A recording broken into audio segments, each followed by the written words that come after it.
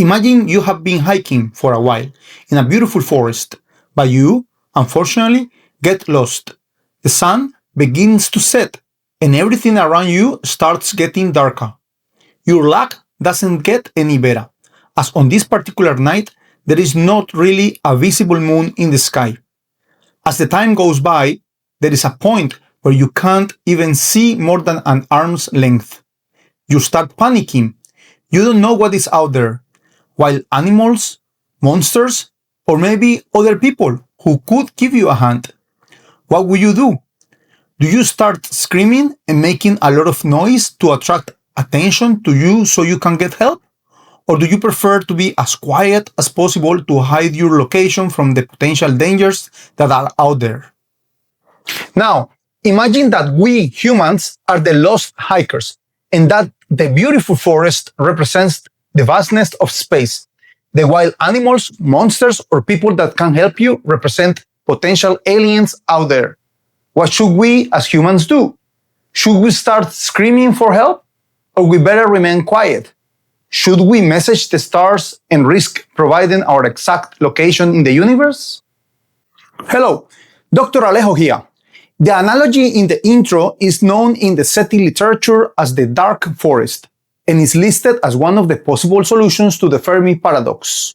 In the SETI community, the Fermi Paradox refers to the apparent contradiction between the lack of real evidence of the existence of extraterrestrial civilizations and the existence of chemical elements in the universe that are essential for life. At least, life as we know it, the one on Earth. In theory, given how quickly life originated on Earth, 200 to 500 million years after the formation of our planet, and the longevity of the universe, we should see concrete and real evidence of advanced extraterrestrial civilizations. But we don't see that. There are many solutions to this apparent paradox. We have a full video dedicated to this topic. I invite you to check it out. So, why is all we hear just silence? In his three-body trilogy books, science fiction author Cixin Liu explores the dark forest concept. In a nutshell, the dark forest hypothesis establishes that the great silence we experience, the lack of any noise from anyone out there, is due to civilizations trying to remain quiet so they don't attract any unwanted attention. This hypothesis is based on the idea that any civilization's main purpose is to prolong their existence, and that civilizations tend to grow and expand continuously, but resources in the universe are finite and limited. Unfortunately, in the three-body problem trilogy, and without giving too much away, one of the main characters decides to not to care about the aggressiveness of an interstellar civilization that communicated with us first. This character decides to reply to their message, fundamentally giving away our location in the universe, with very bad consequences. The trilogy has been adapted by Netflix into a TV series. As usual, the book is way better than the movie, but worth checking out. So, based on the dark forest hypothesis and plenty of movies and books, it seems like a pretty bad idea to message ET. At least, that's what Stephen Hawking believed as well. So if aliens ever visit us, I think the outcome would be much as when Christopher Columbus first landed in America,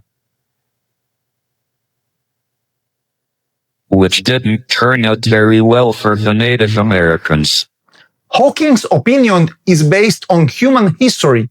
Every single time an advanced civilization encountered a more primitive one, it didn't end up well for the less advanced one. So, let's not do it, just to be on the safe side of things, right? The problem, it is too late now. Messaging extraterrestrial intelligence, METI, or active SETI, has been a reality for a while. With the aim of finding out if we are not alone in the universe, instead of just listening, METI enthusiasts take a more proactive approach. They propose using high-power communication equipment on Earth to send messages to the stars. Their idea is to advertise our existence to anywhere or anything that is paying attention. METI goes well back. In 1974, using the now collapsed Arecibo telescope in Puerto Rico, a message known as the Arecibo Message was transmitted to the globular star cluster M13, located roughly at 21,000 light years from Earth. The M13 cluster contains more than 300,000 stars. The message consists of 1,679 bits, ones and zeros. These were transmitted at a rate of 10 bits per second. The total broadcast lasted less than 3 minutes. The message contains a picture of the Arecibo telescope, our solar system, key elements of our DNA, a representation of a human, and several of the biomolecules present in life on Earth. But the Arecibo message hasn't been the only METI attempt. Most recently, in 2017, on 3 successive days, October 16th to 18th, a message was transmitted as part of the project Sónar Calling, GJ273b. Sonar is a music, creativity, and technology festival in Barcelona, Spain. The message includes a scientific and mathematical tutorial, as well as 33 short musical compositions by artists in the Sonar community. GJ273b is a potentially habitable exoplanet, located 12 light years from Earth. This means that the message will reach the planet in 12 years. If they decide to reply back, their message will also take 12 years to get here. This means that we could potentially receive the reply in 2041, around 3:15. Nah, I'm just kidding. But yeah, if we get a reply, we will get it 24 years after the original message was sent.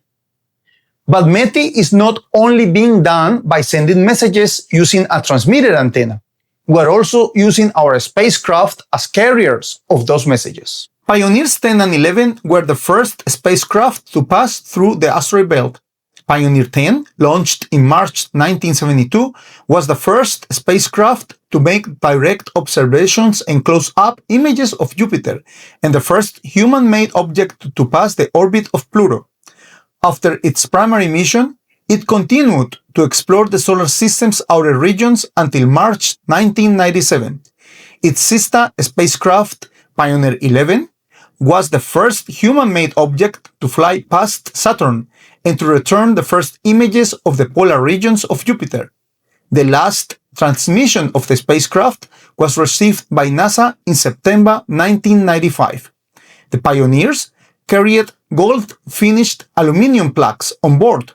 The plaques show an image of a human male and female along with symbols designed to serve as instructions for a possible extraterrestrial intelligent life to help them find Earth. But wait, there is more. The Voyagers, launched in 1977, had the primary mission of exploring Jupiter and Saturn. Once the primary mission was completed, these probes continued their space journey. The Voyagers have become the first human-made interstellar objects. In August 2012, Voyager 1 officially entered interstellar space, while Voyager 2 achieved this milestone in November 2018. The probes are expected to continue sending data until at least 2025. Until this year, the onboard science instruments are expected to continue to operate with the remaining electrical power and fuel. The Voyagers, though, carry something that will last well after power and fuel are gone: the Golden Record. This is a 12-inch gold-plated copper disc that contains sounds and 150 images from Earth. The record includes natural sounds such as those made by wind, thunder, birds, whales, and other animals. They also contain a selection of songs and music from different cultures and eras, and spoken greetings in 55 languages. The cover of the record shows the location of the solar system concerning 14 pulsars, the drawing of the hydrogen atom in its 2 lowest states, and graphical instructions about how to play the record, and the appearance of the waveform of video signals found on the recording. The GJ237b message was sent in cooperation with the Messaging Extraterrestrial Intelligence Organization, an educational entity that promotes education and collaboration between the METI, SETI, and astrobiology communities.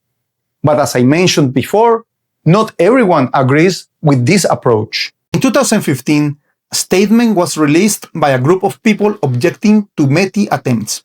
The group included scientists, historians, diplomats, and even the billionaire Elon Musk. The group stated that METI efforts are not a good idea. Not a good idea. Given our technological infancy and capabilities, and the uncertainty in the nature and intentions of a possible extraterrestrial civilization. Their advice?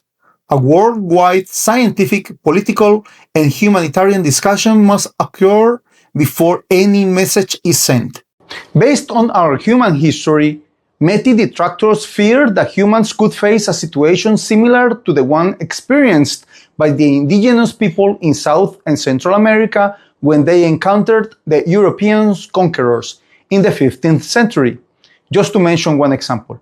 Or the fate of the people in Pandora in the Avatar movies, only that on these occasions, humans are the more advanced civilization. Go figure. On my end, I'm in two minds. I can definitely see the dangers, but arguments such as the exposed do not fully capture the whole spectrum of possibilities of making contact with an extraterrestrial civilization. The possible benefits of communication and cooperation with one of those societies may be worth the risk. What do you think?